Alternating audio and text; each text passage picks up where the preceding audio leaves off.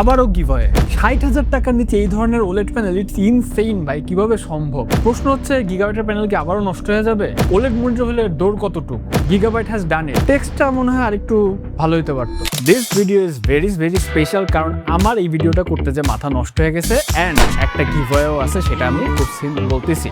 Gigabyte চিন্তা করলো যে মার্কেটকে এমনভাবে শেক করে দেওয়া যাক যেটার আসলে একদম অতুলনীয় ব্যাপার হবে। এর জন্য ওরা ৬০,০০০ টাকার নিচে একটা কোয়ান্টাম ডট ওলেড ডিসপ্লে নিয়ে আসছে, ওলেড মনিটর নিয়ে আসছে, ঠিক আছে।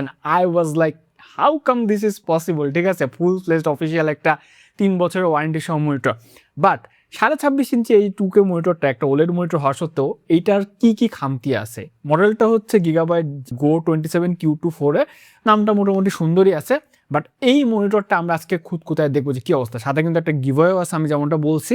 কথা হবে পুরা ভিডিওতে ৬০,০০০ টাকা নিচের এই ওলেড মনিটরটা কেমন করতেছে, কি তার ক্যালিবার, কি তার ঘাটতি বা থোলের বিড়াল কি সব কিছু নিয়ে আলোচনা হবে। সাথে আমি চলে রাখতেছি টেকনিক বাংলাদেশ। চলে যাক আজকে একটা খুবই এক্সাইটিং ওলেড মনিটরের রিভিউতে। আচ্ছা, প্রথমে আমি একটু গিভের কথা বলছিলাম, সেটা একটু অ্যানাউন্স করে দিই। আমরা কিন্তু রিসেন্টলি বেশ কয়েকটা গিভওয়ে করছি এবং সেখানে ইউ ওয়াজ আউটস্ট্যান্ডিং। আজকে আমরা যেটা গিভওয়ে করব সেটা হচ্ছে একটা গিগাবাইটের জেন 4 500GB এসএসডি। অ্যান্ড এই এসএসডিটা কিন্তু আপনারা জানেন এসএসডি মার্কেটে যেরকম দাম বাড়তেছে, এটার দাম কিন্তু 10-11 হাজার টাকার বেশি হবে হয়তো বা। সো ডেফিনেটলি যাদের লাগবে তাদের জন্য কিন্তু একটা সোনা হরিণের মতো। এবং আমরা 4 পিস অরাসের অ্যাম্প 900, খুবই সুন্দর একটা মিনিমাল মাউস প্যাড, একসময় লেজেন্ড মাউস প্যাড, এখনও অনেকে পছন্দ করে, ফুল টেবিল সাইজের একটা এক্সটেন্ডেড গেমিং মাউস প্যাড, এটা আমরা 4 পিস গিভওয়ে করতেছি, সাথে এসএসডিটা। গিভওয়েতে পার্টিসিপেটের জন্য কি করবেন? কিছুই করতে হবে না। যে ভিডিওটা দেখতেছেন এটাতে ডেফিনেটলি সাবস্ক্রাইব করবেন, চ্যানেলটাতে সাবস্ক্রাইব করবেন এবং আপনার নাম এবং ফোন নাম্বারের লাস্ট 3টা ডিজিট নিচে কমেন্ট বক্সে এই ভিডিওর এখানে হচ্ছে কমেন্ট করে দিবেন, তাহলেই কাজ হয়ে যাবে। তো এই ছিল মোটামুটি গিভের ব্যাপার স্যাপার। কেউ যদি এটা না নিতে চান, আমাদের খুব স্টোরেজ দরকার ভাই, বলে দিন, তো আপনার জন্য থাকলো আর কি। আরও কিছু করা যায় কিনা দেখবো। প্রথমে যদি আমরা এই ওলেড মনিটরটা নিয়ে কথাবার্তা বলি, এই মনিটরটা নিয়েই প্রথমে আমি যখন গিগাবাইটের সাথে কথা হয় বললাম যে how come this is possible, ঠিক আছে। কারণ বাজারে আমরা এর যে কম্পিউটার দেখছি সবগুলো প্রায় 70-এর উপরে, 75-এর উপরে, 90-এর উপরে, ঠিক আছে, এরকম দেখছি, হ্যাঁ। বাট 2026 সালের কম্পিউটেক্সে রিলিজ হওয়া ওলেড প্যানেলটা যদি প্রথমে আমরা বিল্ড কোয়ালিটি নিয়ে কথাবার্তা বলি, ছিমছাম গিগাবাইটের যেমন ডিজাইন, একটু হালকা কস্ট কাটের ছোঁয়া মনে হয় আছে, পিছনে পুরাটাই প্লাস্টিক। এবং যদি স্ট্যান্ডার্ড বেস প্লেটটা দেখেন, এটা কিন্তু বেশ ভালো শক্তপোক্ত একদম মেটালের, নো ক্যাপ এখানে। এবং যদি আমরা একটু অ্যাডজাস্টমেন্ট ফিচার নিয়ে কথাবার্তা বলি, এখানে কিন্তু হাইট, টিল্ট, পিভট, সুইভেল সব রকমের অ্যাডজাস্টমেন্ট আপনারা পাবেন এবং পাওয়া উচিত ডেফিনেটলি। একটু যদি আইওপোর্টস নিয়ে কথাবার্তা বলি, এইখানে প্রথমবারের মতো HDMI 2.1 দুইটা, একটা DP 1.4 এবং হচ্ছে একটা অডিও জ্যাক কিন্তু আছে মোটামুটি। এবং VESA 100/100 এর আপনার মাউন্টিং সাপোর্টও আছে। HDMI 2.1টা দেখেই কিন্তু বোঝা গেছে যে এটা কিন্তু 2026 একদম লেটেস্ট মডেলের রিলিজ হওয়া মনিটর, ওকে। কারণ এর আগের যেগুলো সবগুলো HDMI 2 দিয়ে আসতো। তো এইবার একটা জিনিস সলভ হয়ে গেল খুব ভালো মতো, যে আগে 2K মনিটরগুলোতে দেখা যেত যে HDMI কেবল দিয়ে আপনার 120 হার্জের উপরে পেতো না 2K রেজলিউশনে, এখন 240 হার্জ আপনারা ফুল অ্যাক্সেস করতে পারবেন। তো এগুলো যখন বললাম, এখানে একটু আমি মোটরটেক স্কোর দিয়ে 10-এর মধ্যে 9 দিয়ে দিব। বাজেট হিসাবে বিল্ড কোয়ালিটি যা দিচ্ছে ফাইন, অন্তত সামনের দিকে কিন্তু বেশ ক্লিক আছে, বেজাল টেজালও মোটামুটি ভালোই আছে। একটু বেজালটা হালকা একটু আমার মোটা মনে হয়েছে, বাট এটা সব ওলেড মনিটরেই থাকে, এই জন্য 1 পয়েন্টও কাটা দিলাম আর কি। এখন যদি একটু আমরা ডিসপ্লেতে চলে যাই, ডিসপ্লের ক্ষেত্রে একটা 26.5 ইঞ্চি 2K কোয়ান্টাম ডট 3rd জেনারেশনের ওলেড প্যানেল, ট্রু 10-বিট প্যানেল একদম, এবং 240 হার্জ হচ্ছে এটা রিফ্রেশ রেট। এবং এটা একটা সেমি গ্লসি প্যানেল। সেমি গ্লসির ব্যাপারটা একটু বলে দিই। কোয়ান্টাম ডট প্যানেলগুলো বা ওলেড প্যানেলগুলো একটা সমস্যা হচ্ছে, হয় এটা একদম গ্লসি হয়, নাহলে ম্যাট হয়, ঠিক আছে। গ্লসির তো আপনারা জানেন, গ্লসিতে আপনি শার্পনেস কন্ট্রাস্ট খুব ভালো পাবেন, বাট যে ধরনের রিফ্লেকশন পড়বেন আপনারা আয়নার দরকার হবে না, নিজের চেহারায় নিজে এটাতে দেখতে পারবেন। কিন্তু ম্যাট প্যানেলের, এটা আবার ম্যাট প্যানেল তো আপনারা ট্র্যাডিশনাল যেগুলো প্যানেল হয় এগুলো তো জানেন। তো মাঝখানে গিগাবাইট চিন্তাগুলো আছে, একটা সেমি গ্লসি প্যানেল নিয়ে আসি, একটা টাই ব্রেক করে দিই, তো এটা semi glossy, best of both world দুটাই আপনারা পেয়ে যাবেন।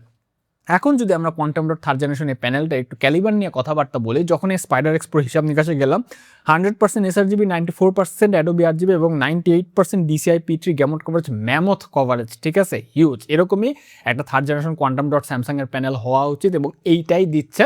আমরা যদি একটু এটা ব্রাইটনেস নিয়ে কথাবার্তা বলি, নতুন মনিটর তো গিগাবাইট এখানে একটু ফাম্বল করে দিছে। ওদের যে স্ট্যান্ডার্ড মোডটা এখানে দেখলাম যে মাত্র 142 নিটস ব্রাইটনেস টপে যায়, এর বেশি যায় না। কিন্তু মোবা, রেসিং বা অন্যান্য যে মোডগুলো আছে ওখানে কিন্তু আমরা যখন মাপলাম 286 নিটসের মতো পিক ব্রাইটনেস পেয়েছি, যেটা কিন্তু বেশ ভালো। এবং কোয়ান্টাম ডট প্যানেলগুলো এটা একটু আপনার খামতি থাকে যে আচ্ছা ব্রাইটনেসটা একটু কম থাকবে, বাট 286 নিট যখন আপনি ফুল অ্যাক্সেস করবেন একটু টুয়েক করে সেটিংসগুলো, তখন কিন্তু আপনার মনে আসবে যে আচ্ছা ইনডোরে এটা বেস্ট সাফিসিয়েন্ট আছে।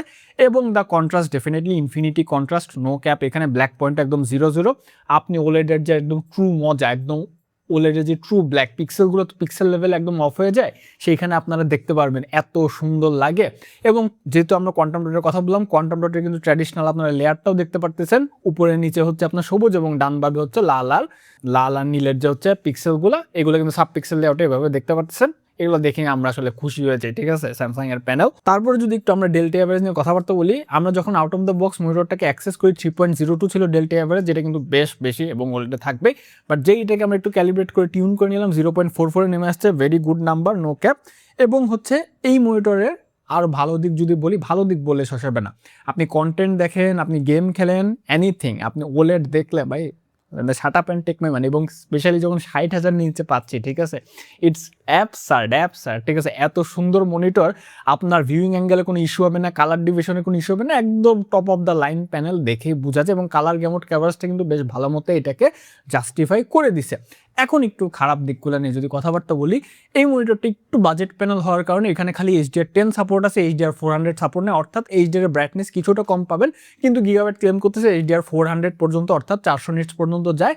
কিন্তু HDR কন্টেন্টগুলো যখন আবার দেখবেন, সেখানে কিন্তু আপনি বেশ মজা পাবেন, কন্টেন্ট দেখে ভালো লাগতেছে, হাইলাইটগুলো খুব সুন্দর করে ফুটে আসতেছে, হাইলাইট ব্যাকগ্রাউন্ডের সেপারেশন খুব ভালো হচ্ছে, ফোরগ্রাউন্ডের যে পার্সন বা সাবজেক্ট তার সাথে ব্যাকগ্রাউন্ডের যে আপনার ডিস্টিংশনটা সেটাও বেশ ভালো হচ্ছে।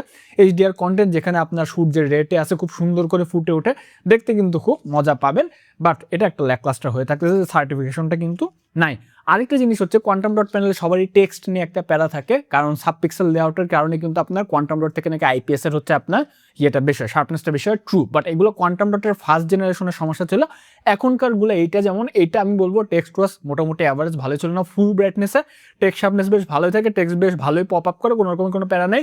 মিড ব্রাইটনেসে একটু মনে হবে যাচ্ছে, ঠিক আছে, একটু অ্যাভারেজ হয়তো বা লাগতেছে, এর বেশি কিছু না, ঠিক আছে। তো মোটামুটি যদি আমরা এখন এইসব অ্যাকুমুলেট করি, আমার এই প্যানেলটা খুবই ভালো লাগছে, 10-এর মধ্যে ইজিলি 9 দিয়ে দিব। বাট ওই যে সার্টিফিকেশনগুলোর জন্য 1 পয়েন্ট কিন্তু কাটলাম। এখন যদি একটু আমরা গোস্টিং এর দিকে যাই, এই মনিটরটা একটু 240 হার্জ হচ্ছে আপনাকে প্রমিস করছে, যেটা 4.1 মিলি সেকেন্ড হচ্ছে আপনার ইয়েটা হয়, রিফ্রেশ রেটের যে উইন্ডো টাইমিংটা হয়। বাট যখন আমরা একটু OSRTT দিয়ে মেজার করলাম, এইটার average perceive time was literally 0.68 millisecond মাত্র। ক্যান ইউ বিলিভ, মাত্র 0.68 মিলি সেকেন্ড। অর্থাৎ এইটা আমার দেখা ওয়ান অফ দ্য, এখন পর্যন্ত যতগুলো প্যানেল মাপছে, ওয়ান অফ দ্য বেস্ট না, এইটাই টপ হচ্ছে গেমিং প্যানেল। এবং আপনারা যদি UFO ব্লারবাস্টারও দেখেন, কোনো রকমের কোনো গোস্টিং নেই, কিচ্ছু নেই, আপনি যে গেমই খেলেন না কেন, সুপার ফাস্ট একটা প্যানেল, এটা দিয়ে গেমিং করে আপনি সেই মজা পাবেন, গোস্টিংয়ের নাম গন্ধও কিন্তু সেরকমভাবে পাবেন না। 0.68 মিলি সেকেন্ড রেসপন্স টাইম তো দিচ্ছেই, তার সাথে সাথে কিন্তু 100%, 100% একদম পারসিভড উইন্ডো দিচ্ছে, কমপ্লায়েন্স রেট দিচ্ছে। আমি দেখে আমি নাই হয়ে গেছি, ঠিক আছে। This is the most super fast panel. এবং এর সাথে কিন্তু আপনারা VRR অর্থাৎ ভ্যারিয়েবল রিফ্রেশ রেটের যে টেকনোলজি, সেটাও কিন্তু পেয়ে যাবেন। এবং NVIDIA G-Sync-এর সাপোর্ট তো আছেই, অ্যাবসোলুট ফাটায় ফেলছে। আসলে ব্যাপারটা হয়েছে কি, অনেক বছর ধরে প্যানেলগুলো ম্যানুফ্যাকচার হইতেছে, অনেক বছর ধরে হচ্ছে আপনার কাস্টমারের ফিডব্যাক তো পাচ্ছে, ঠিক আছে। এইগুলা পেয়ে হয়েছে কি, এমন পারফেক্ট করে ফেলছে প্যানেলগুলোকে, টোকিং করে এখন এটা একদম বিস্ট লেভেলে চলে গেছে। এইটা একটা গেমিং বিস্ট, ইজিলি বলে দেওয়া যায়। এখানে আমি 10-এ 10 দিয়ে দিব। বাই দ্য ওয়ে, ইনপুট ল্যাটেন্সিটা 2.3 মিলি সেকেন্ড ছিল, যেটা ইজ কোয়াইট গুড, এটাও কোনো প্যারা নাই। লাস্টে যদি একটু দিকে আসি, আমরা ব্লিড নিয়ে কথাবার্তা বলি, এখানে কোনো কথা বলার দরকার নেই। আপনার ওলেড প্যানেলে একদম কোনো ব্লিডগুলো থাকবে না, সব পিক্সেল একসাথে অফ হয়ে যাবে। 10-এ 10 ইজিলি দিয়ে দিচ্ছি। লাস্টে থাকতেছে ওএসডিটা। ওএসডির জন্য এখানে একটা জয়স্টিকের মতো বাটন আছে এবং আরেকটা এক্সট্রা অ্যাডিশনাল বাটন দিয়ে দিছে। ওএসডিটা আপনারা কন্ট্রোল করতে পারবেন, এই ওএসডিটা বেশ ভালো আসে। এখানে ওলেড কেয়ার অর্থাৎ ওলেডের যে বার্নিং ইস্যু আছে সেগুলো তো জানেন, সেগুলো থেকে প্রোটেক্ট করার জন্য পিক্সেল শিফট, তারপরে হচ্ছে আপনার ডিমিং টিমিং নানা রকমের ফিচার আছে, যেগুলো একটু পরপর হচ্ছে আপনার একটা ইন্টারভালে আর কি হয়, একটু অ্যাক্টিভেট হয়, মানে যে পিক্সেলগুলো স্ট্যাটিক যে পিক্সেলগুলো ওগুলোকে রিফ্রেশ করে দেয়। এইটা ছাড়াও যদি একটু আমরা দেখি, তাহলে আপনারা দেখবেন যে এখানে কিন্তু যত রকমের মোড আছে, আপনার হচ্ছে স্ট্যান্ডার্ড মোডে, তারপর SRGB, অ্যাডোবি RGB, এগুলো মোড আছে, কালার স্পেসের মোডও আছে, ব্রাইটনেস, কন্ট্রাস্ট, শার্পনেস, এগুলো তো আছে, এইম স্টেবিলাইজার, ব্ল্যাক ইকুয়ালাইজার, এগুলো আছে, যা যা থাকে সব দিয়ে দিছে, কোনো রকমের কোনো প্যারা নেই। HDR মোডে গেলে HDR এর জন্য আলাদা মোড আছে, সব কিছুই এখানে দেওয়া আছে। এটার নাকি একটা সফটওয়্যার আছে, সফটওয়্যার আমি চালাই নাই, বাট মোটামুটি ফুল সাইজ একটা ভালো এক্সপিরিয়েন্স আছে। তাও 10-এর মধ্যে 9 দিলাম, কারণ একটু কেমন ওলেড মনিটর পাচ্ছি, একটু যদি আপনার একটু ওএসডিটা দেখতে ভালো হলে ভালো হতো। বাট গিগাবাইট বেসিক একটা ওদের যে স্ট্রাকচার আছে সেটা দিয়ে গেছে, বাট জিনিসটা অনেক কাজের, গ্যামা ট্যামা সবই আছে। তো এখন যদি আমরা টোটাল স্কোরটা অ্যাকুমুলেট করি, এই মনিটরটা 50-এ 47 পেয়ে, ক্যান ইউ বিলিভ, একদম এক্সেপশনাল ক্যাটাগরিতে চলে গেছে। এবং এই মনিটরের যদি খামতিও থাকে তারপর বলবো shut up and take my money, কারণ টেকোলিকের রেফারেন্সে এই মনিটরটা আপনারা 59,500 টাকায় মাত্র পাবেন। অ্যাবসলুটলি সব কিছু ভেঙে দিয়েছে, 3 বছরের প্যানেল ওয়ারেন্টি সহ, এবং আমাকে বলা হয়েছে it will be instant replacement যদি কোনো প্যারা হয়। কথা হচ্ছে যে গিগাবাইটের প্যানেল কি তাহলে নষ্ট হয়ে যাবে? আগে যে আমরা সব রেকর্ড টেকর্ড দেখছি G2 4F2 10, না ভাই, এটা প্যানেলটা গিগাবাইট বানায় না, এটা স্যামসাং বানাইছে। গিগাবাইট জাস্ট নিয়ে ধান নিয়ে হচ্ছে এটা করে ছেড়ে দিছে, ওদের নিজেদের মতো টুইকিং করে ছেড়ে দিছে, পারফেক্ট করে ছেড়ে দিছে। যেহেতু স্যামসাং এর কোয়ান্টাম ডট প্যানেল অনেক দিন ধরে, 3rd জেনারেশন প্যানেল অনেক দিন ধরে সার্ভ করে যাচ্ছে, কোনো রকম কোনো প্যানেল নেই, ইজিলি মজা করে চালান। এবং ভাই আমি বলবো এখনো মিনি এলইডি মনিটরগুলো 45-50 হাজার চলে গেছে, এখানে আপনি 59,000 টাকার আশপাশে একটা ফুল ফ্লেজড ওলেড মনিটর পাচ্ছেন আপনি, ভাই আম সোল্ড। ঠিক আছে, তো যাই হোক, এক্সেপশনাল মনিটর হিসেবে থাকলো আমাদের ভিডিওটা। গিভওয়েতে ডেফিনেটলি পার্টিসিপেট করবেন, এবং আমাদের একটা গ্রুপ আছে টেকোলিক বাংলাদেশ, নিচে লিঙ্কে দিলাম, জয়েন হয়ে যাবেন। দেখা হবে কোনো ভিডিওতে, তার জন্য good bye, and definitely Al catch on the next one.